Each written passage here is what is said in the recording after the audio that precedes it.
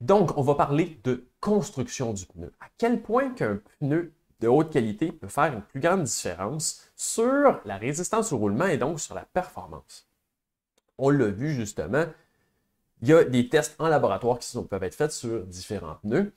Oui, c'est une partie de l'équation, mais au moins, ça va nous donner une différence. Dans le fond, si on veut comparer deux pneus, oui, la partie après ça pour l'impédance va être quelque chose qui va s'ajouter, mais on peut quand même calculer finalement la différence de performance entre deux pneus et le quantifier en termes de watts, en termes de vitesse.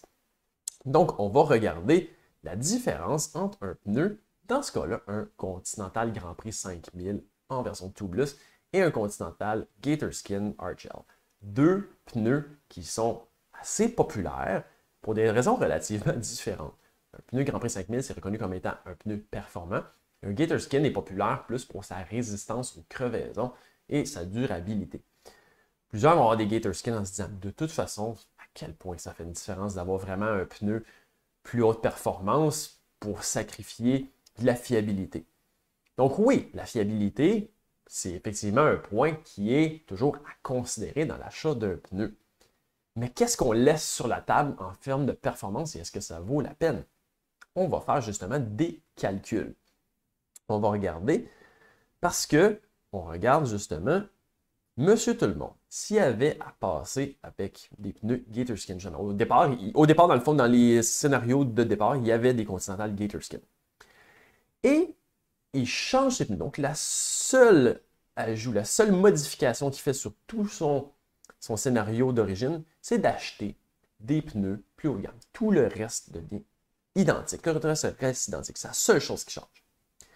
Ben, sur le 55,089 km/h, à cette vitesse-là, il sauve 47 watts. Donc, il y a 47 watts de moins à pousser sur les pédales pour aller à la même vitesse de 50,089 km/h avec les nouveaux pneus.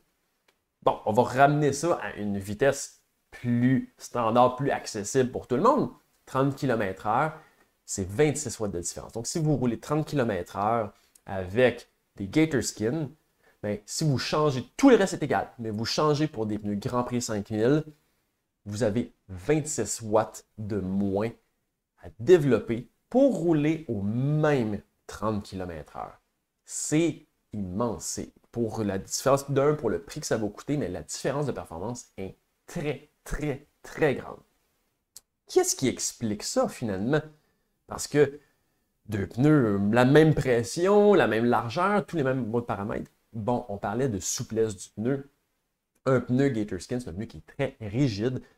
Va avoir beaucoup justement de couches de fabrication, beaucoup plus de friction. La déformation du pneu va justement enlever beaucoup plus d'énergie parce que, étant donné qu'il est rigide et qu'il y a plus de couches de fabrication, va avoir plus de perte d'énergie par friction quand il va y avoir la déformation. Et non, c'est absolument non négligeable. On le voit, c'est 26 watts à seulement 30 km/h de différence. C'est très, très, très grave. On continue justement. Si on regarde, on va expliquer un peu c'est quoi, qu'est-ce que ça représente. Parce que là, on reste un petit peu plus dans le théorique. C'est quoi ces chiffres-là de coefficient de résistance au roulement, le CRR 0,00267. Et là, on voit justement que la différence entre les deux du chiffre est de 0,00340. Donc, pour imager c'est quoi ce coefficient-là, il faut penser que, on va y venir plus tard, mais que la masse, dans le fond, agit de façon linéaire, tout comme la résistance au roulement. Donc, agit de la même façon que la pente.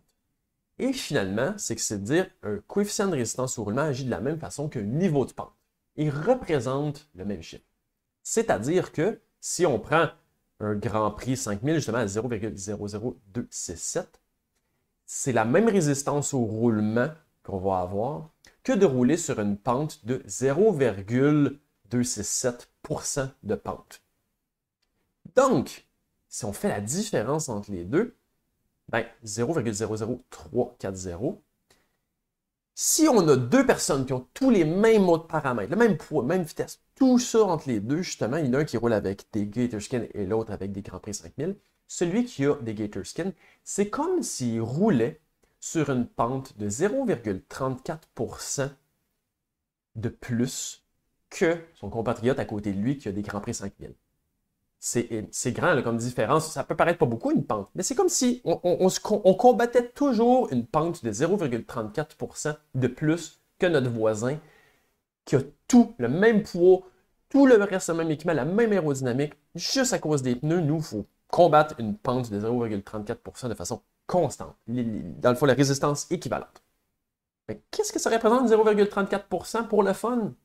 Ben, c'est comme une pente éternelle de 0,34% de différence qui donne, si vous sortez 70 km, ça donne l'équivalent de grimper 244 mètres de dénivelé positif, qui est l'équivalent de grimper 2 fois Camillien Wood. Donc bref, si vous roulez 70 km avec des Gator Skins versus des Grands Prix 5000, vous dépensez l'énergie équivalente à grimper 2 fois Camillien Wood. Sur 180 km ou un Ironman comme à Mont-Tremblant, c'est 612 mètres d'équivalence de différence entre les pneus de dénivelé positif. Donner une idée, la Moses de montagne que vous passez à côté, elle a un dénivelé positif de 595 mètres. Donc, vous finissez votre Ironman, ben, au niveau énergétique, vous vous épargnez une grimpe du Mont Tremblant complète. Et on va même aller encore plus loin dans l'exagération. Sur une distance Montréal-Québec de 300 km, c'est plus d'1 kilomètre de dénivelé positif que ça va équivaloir. Donc, vous allez terminer une altitude qui est 200 mètres plus élevée que le Mont-Sainte-Anne une fois rendu à Québec.